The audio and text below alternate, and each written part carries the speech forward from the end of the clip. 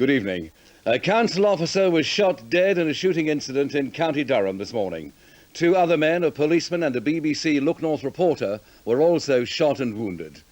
The incident happened at Buttsfield, not far from the A68 road, just south of Concert, and followed a long-running planning dispute between Downside Council and a man, Albert Dryden, who had built a bungalow without getting planning permission. The dead man has been named as Harry Collinson, who was 46. He was the council's chief planning officer. Look North reporter Teddy Belmont, who's 39 and married with 4 children, was shot in the arm. PC Stephen Campbell, who's 22 and single, was shot in the lower back. They're both in Shotley Bridge Hospital, where they're said to be in a comfortable condition. This evening, police and an army bomb disposal squad are still at the scene, following reports that the bungalow is booby-trapped. We must warn you that some viewers may find the following pictures disturbing. Beverly Thompson reports.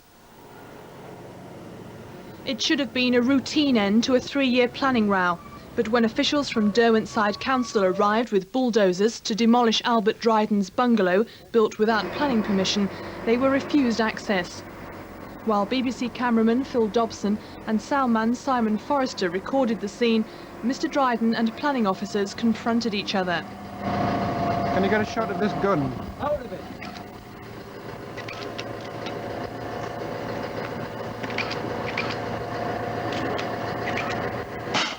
Oh, God!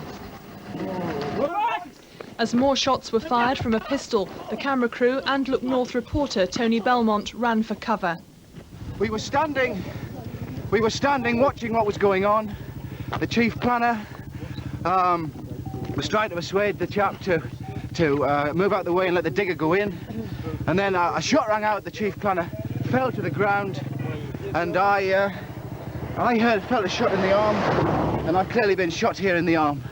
I'm now hopefully going to get some medical treatment. A policeman was also shot in the buttock here, and the councillor was shot in the chest. Albert Dryden retreated to a caravan where he was surrounded by police marksmen. Trained negotiators were brought in and a state of siege was declared. It was revealed that Mr. Dryden did not have a licence for his gun, and there were fears that he could have other weapons. 2 hours later, Mr. Dryden was brought out of the caravan and arrested by firearms officers. Within minutes he was driven away, his face covered with a blanket.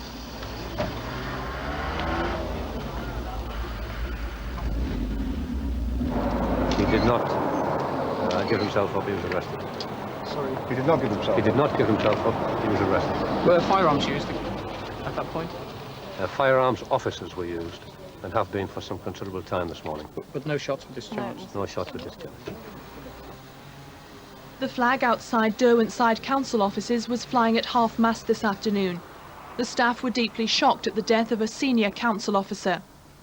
Harry Collinson, a divorcee with 2 children, had worked for the council for 16 years. As principal planning officer for the district, he dealt with many difficult planning matters. For him, today should have been a routine operation. In fact, he was carrying out enforcement work on behalf of the District Council and the Development Control Subcommittee.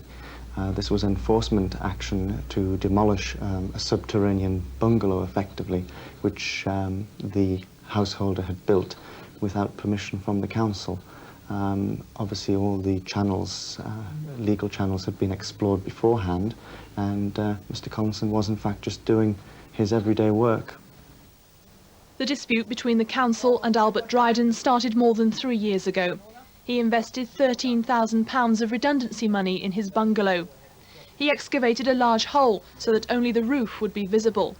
But the council said he didn't have planning permission, and after numerous appeals and an inquiry, the council were preparing to evict Mr. Dryden and demolish the bungalow. Are you prepared to knock it down? No. No. I might blow it down, dynamite it. Or blow it up? Or blow it up.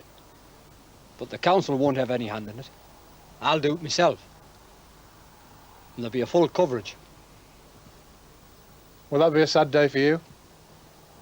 Well, be a sad day, but I've other things in mind And what every penny it's cost here, it's going to cost Derwentide 20 or 30 times that. This evening, an army bomb disposal team from Catterick are at the scene. Police won't say exactly why they've been called in, but it's widely believed that the bungalow could be booby-trapped. The body of planning officer Harry Collinson has only recently been removed from the scene. Army and police officers have brought in generators and lighting. They're preparing for a long operation. Well, reporter Chris Eakin is now at the scene at Buttsfield monitoring the police and army operation. What's happening at the moment, Chris? So hello there, Mike. Beverly is absolutely right there. They are settling down for a very long operation. Right at this moment, in fact, there's a new shift of policemen coming on. The most significant development is that the bomb disposal squad has actually withdrawn from the immediate site, and they're waiting on the lane outside. The reason for that is because Royal Engineers are coming up from Kent by helicopter. They're expected in a couple of hours. Now, the significance of that is that the engineers are the experts at searching for explosives. I understand it was felt that the bomb disposal men were taking far too big a risk being in there. So it looks as if the police know that there's something in there, they don't know exactly where it is. Yeah. How many police do you estimate are there at the moment, Chris? Well, there's a fair amount of activity. I mean, it's not so much the numbers of policemen. There's probably 20 or 30 here at the moment. The thing is, at the moment, they can't actually do anything. They really daren't go on the site because they don't know where anything is. So everybody's literally sitting around just passing time at the moment. OK, Chris, thank you very much indeed. That was Chris Eakin reporting from the scene at Butt.